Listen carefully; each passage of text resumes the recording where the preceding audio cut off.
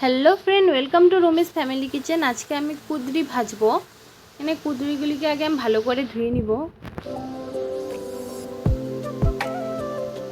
2-3 বার আমি ভালো করে ধুয়ে নিয়েছি। এখন এটাকে কেটে নেব। প্রথমে আগাগুলিকে আমি ফালিয়ে দিব কেটে, তারপরে আমি 4 ফালা করে কেটে নিব।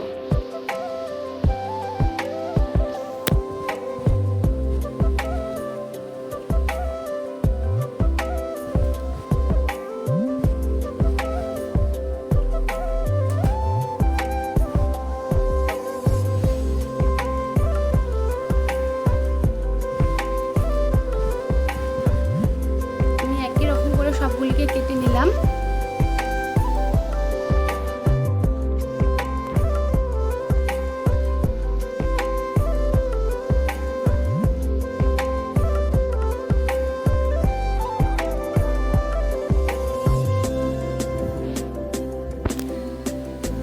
আমার কাটা হয়ে গেছে। এখানে আমি পেঁয়াজ নিয়েছি 2টা, আদা রসুন নিয়েছি, আর কুঁদরিগুলিকে কেটে রেডি করে নিয়েছি।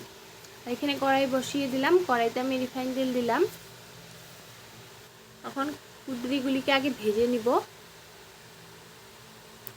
অল্প লবণ দিয়ে দিলাম আর অল্প হলুদ গুঁড়ো দিয়ে দিব।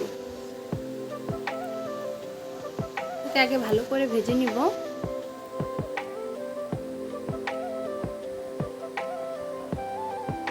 অল্প ঢাকা দিয়ে দিলাম। ঢাকনাটা উঠে আরেকবার নেড়ে আবার ঢেকে দিব।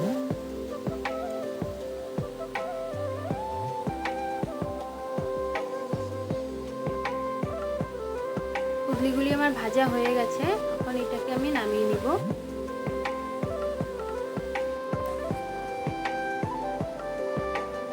নামানো হয়ে গেছে। ওই তেলের মধ্যে আমি জিরা সম্বারে দিয়ে দিলাম, পেঁয়াজ দিয়ে দিলাম, দিয়ে এটাকে অল্প ভাজা করে নিব আগে।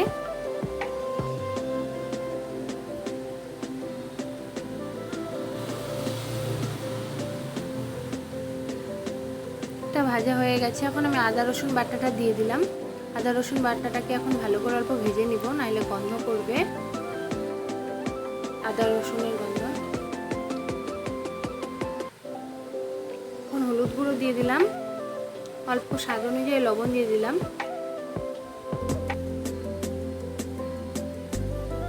ভালো করে ভেজে নিলাম। অল্প একটু জল দিয়ে দিব।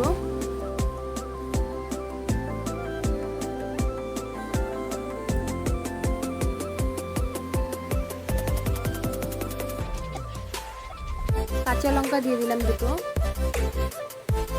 আর কালারের জন্য শুকনো লঙ্কার গুঁড়োটা দিয়ে দিলাম। এখন কুঁদরিকে ভেজে রেখেছিলাম, ওগুলা দিয়ে দিলাম।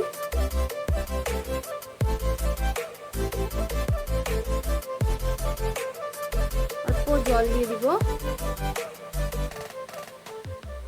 সিদ্ধ হওয়ার জন্য। এখন এটাকে আমি 5 থেকে 6 মিনিটের জন্য অল্প ঢেকে রেখে দিব। আমার ভাজাটা হয়ে গেছে।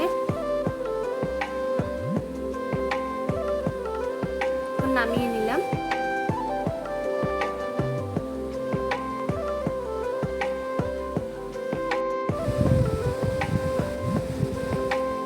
আর ভিডিওটি যদি ভালো লেগে থাকে like, comment, share and subscribe করে দিবে। ধন্যবাদ।